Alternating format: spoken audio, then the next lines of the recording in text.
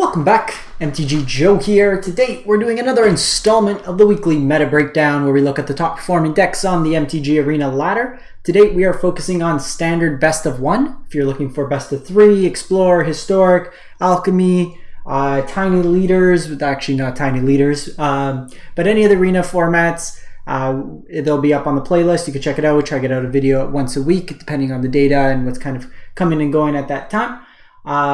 We get the data as always from Untapped GG, companion tool that you see on the screen, runs alongside Arena Client, tracks your win rates, loss rates, deck collections, a whole bunch of useful functionality. A whole bunch of it is free. Link is in the video description if you want to sign up today. Additionally, I will paste each of these deck lists in the video description, so if you want to copy them into Arena, very simple to do so. Quick programming note, I will be commentating on an Explorer tournament free to play at the end of the month. I'll post the details, being hosted by Hollywood Pizza. So if you're interested in playing some historic best of three, free to enter tournament, cash prizes, or if you want to catch coverage, it'll be on Hollywood Pizza's Twitch channel. I will be doing the final round of Swiss and the top 8 cut. So if you want to tune in, watch me commentate some Explorer action, do check it out. But jumping into the actual meta for the week, September 26th through October 3rd, Platinum to Mythic rank, we have 240,000 games of Magic the Gathering played. In the top performing deck, Return of the King, Monoblock Control Midrange, Monoblock Mythics, Monoblock, these cards are oppressive. All in one deck, 68, half, like 0.1% without us being able to round it up to the nicest win rate. And this week we see kind of the very similar configuration. We've seen basically the removal package go from more cut downs to more Infernal Grasps. This version's on 3 Bank Busters in the main for card advantage, singular Soul Transfer, which plays well with Meat Hook Massacre and the Bank Busters. Only 2 Lilianas as opposed to the 4 we saw early on, an increase in the Shieldred count, and then Invokes on the top end. I still prefer the Roadside Reliquaries and just not playing this many Field of Ruins. Most of the games are against like either faster decks or the Mirror, where this isn't really going to do much. Against the 3-color decks, there's not creature lands or stuff like that. I would probably just play 2 Roadside Reliquaries, to be honest, and then play the rest as Swamps. 26 lands seems more than reasonable. But this deck, you're really just trying to overwhelm your opponent, control the board, and then you have like Underdogs come back, Evolve Sleepers, Mana Sink, Shieldred, just a huge wall against a lot of the aggro decks. Graveyard Trespasser, hard to kill in terms of removal, and Invoke Despair just laughs at whatever your opponent did for the game thus far and either kills everything or draws cards, and then Meat Hook deals with all the remaining creatures. Deck that's surprising to see up here, Mono Red Aggro, 65% win rate this week. We got the Crystal Grotto tech in the mana base, just a Scry 1 because we have no good lands. This deck should be playing Sokuzan in the mana base at least. It's free to play in terms of channel lands. Similarly, like you have the singular Takanuma here. Play one of the channel lands, it's free to play. So this deck's looking to play a bunch of cheap hasters. So you have stuff like Phoenix Chick, Rabid Battery that can give other things haste. So stuff like your Radha's Firebrand that can also get around blockers. Shivan Devastator, Kumano pumps the team. You got a burn package of play with Fire and Lightning Strike. That Bloodthirsty Adversary can flash back. Storm Seekers and Squee as your 3 drops. A Tushi for card advantage and just an Evasive Body. When it dies, you get to basically get some cards out of it. And then Raiju's to power the team to kind of have that modified approach. So you can modify your creatures either through like Bloodthirsty Adversary counter to itself, Kumano, Phoenix Chick kind of self-enables from the graveyard, Rabid Battery as well. So looking to go fast, looking to hit hard with this mono red deck. Next we go to 5-color Jodah Humans. Tried a version of this. I want just more legendary than just the humans, but this deck is looking to play a 5-color human tribal deck, and it's paying that off with like Secluded Courtyard, Plaza Heroes through the legendaries to cast all your creatures. But for the most part, it's a base Bant, blue, white, green deck that's splashing red and black for some of the other creatures like Urtai or Halana and Alana. Urtai's removal counterspell in this deck. Jodah powers up your whole team, lets you cascade. Lagarella is also removal in this deck. Shauna can be card advantage and life gain. Denick is a good body, like to kind of have 2-in-1 because you can cast the backside as a legendary as well, and they have different names, so you can have them both out. Catilda's card advantage, Thalia's tax kind of mixed into there as well. I'm not a fan of Thram Portal. The version I was playing the Leyline Binding as removals.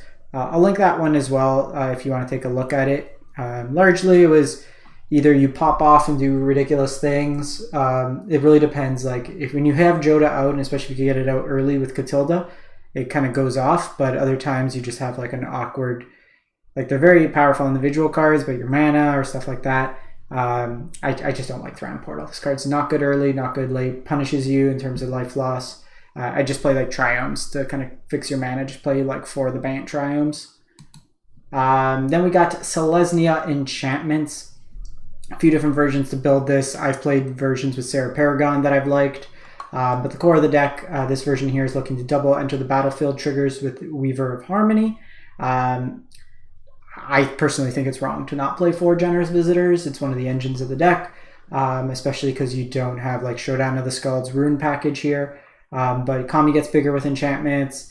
Jukai Naturalist lowers the cost of enchantments. You have a bunch of exile style effects and like Circle Confinement, Borrowed Time, and Touch the Spirit Realm. Catilda is a really big evasive body that can then strap on to one of your creatures. The lifelink super relevant in the face of like Shieldred and stuff. I like the Wedding Announcements. This version's playing Jugan Defends the Temple. Gives you a creature for ramp, puts a counter on things, and then is a mana sink for your other creatures. I guess in this version you're playing a little bit more in terms of creatures with Spirit of Companion and Weaver. And then you have Hallowed Haunting as the top end. I really like this card because even to like mono blue or stuff like that, even if they're countering, it's a cast trigger, which plays an effect and gives you good fodder. It's scalable, so it can make meat hooks harder to deal with and stuff like that. Speaking of mono blue Delver, we have the deck that's probably got one of the highest play draw discrepancies. On the play, probably super good. On the draw, feels a lot worse, especially if your opponent's playing the dreaded 1-drop. But we got like Delvers here, which ideally for most people flip on turn 2. For me, Delver, I was joking with someone today. Delver always reads alternate text for me. It's a 1-mana 1/1 that reveals a land off the top of your library every turn. But basically you're trying to get an evasive threat, and then you kind of protect it through counter spells, phase out spells, bounce spells, a whole bunch of ways to interact there. You can draw some cards, eventually getting out Haughty Dijin as a big body to attack in, as well as really cheap Tolarian Terrors. Moving next, we have Mono White Aggro. So this is a deck that's another similar deck to Mono Red, looking to kill fairly fast, less interaction, but probably more individually powerful, more taxing style effects. So you have like Initiate that can grow bigger, and then also deal with artifacts, enchantments. Hotshot Mechanic in this deck is just a 1-mana 2/1 to attack in. Guardian of New Benalia is a way to give Indestructible. You can leverage off your other creatures for Enlist as well. Helps with some scries. Intrepid Adversary is a Lord effect, as well as a good lifelinker. Sun Gold Sentinel to attack the graveyards, and at times could be pseudo unblockable. Thalia for tax, Peacekeeper for tax. Adeline to just make a big wide board and also pressure. Brutal Cathara's removal, and then Sarah Paragon 3 buyback stuff. Two Janjo's probably okay. I wouldn't play any more than 2, but it's considering its removal, and a lot of the decks we've seen are creature based. I can see having the extra as just a spell in most cases. We then move to Gruul Aggro, kind of Gruul modify. So we have the Kumanos, which is pretty much a staple of all red-based aggro decks. Ascendant Pack Leader gets bigger when you cast 4-drops. Got Kami's Flare, which deals 3 damage to target creature, but also deals to face. So it's kind of filling that space of Lightning Strike, but it's got the flexibility to deal with a creature and deal damage at the same time. Yeah, this does Planeswalker. I just want to double check. Beast Caller gets larger when you cast more creatures, can redistribute the counters. Rada gets around blockers. Iconoclast is a 2-drop or a 3-drop, and just being a 3/2 trampler for 2 is pretty relevant at times. Gets around like Wedding Announcement tokens, little weenie stuff. Stormseeker for haste. Squee for recursion. Halana to pump your team and get haste. Raiju for modified damage, kind of mixed into that as well. Probably don't like 2 Sokuzans. I just play the 1. The one thing I noticed with this deck, On the play, it's kind of rough into Liliana because you want to have something else on the battlefield on one. Kumano doesn't always flip in time, and then you just have the Beast Caller. I was going a couple Phoenix Chick or just like another one drop of choice, Rabbit Battery, just stuff like that, so that way you kind of insulate around either the sack ability or if they target the Beast Caller, you can redistribute those counters. We then go to Esper Midrange, 59% win rate. This is like Esper good cards. It's kind of a flash style shell. So you have Make Disappear as a counter spell. Fairy Vandal comes in at instant speed. When you draw a card, second card each turn. You can put counters on it. Plays really well with Rafine, which is going to draw you extra cards. Resolute Reinforcements has flash. Like I said, Make Disappear. Spell Pierce, cut down Rona's Vortex. Urtai's got flash. Void Ren's got flash. Then you're drawing cards like Kaido. Wandering Emperor has flash as well. So a lot of the theme there. Just really powerful individual Esper cards with like Shieldred on the top end as well. Then go to Rakdos Midrange. So this is a non-anvil version of so this is kind of like the, just call it like the Rakdos Invoke Despair deck. So it's taking the core of the Monoblock deck, adding in Fable the Mirror Breaker, and then you also have a Mount Nixus in here. Bloodtithe Harvester to supplement the Tenacious Underdog, so good mix of sackable creatures to help Nixus. Voltage Surge is another scalable removal spell, and a lot of the core like Shieldred, Sorin still in here. Invoke Despair on the top end. For the most part, you only have 2 lands technically that won't cast the Invoke Despair. If you don't have the Grixis Triome, you can play the Jund Triome. You're basically just playing this as an additional dual land that also has the upside of cycling as well. And then lastly, we have Jund Windgrace.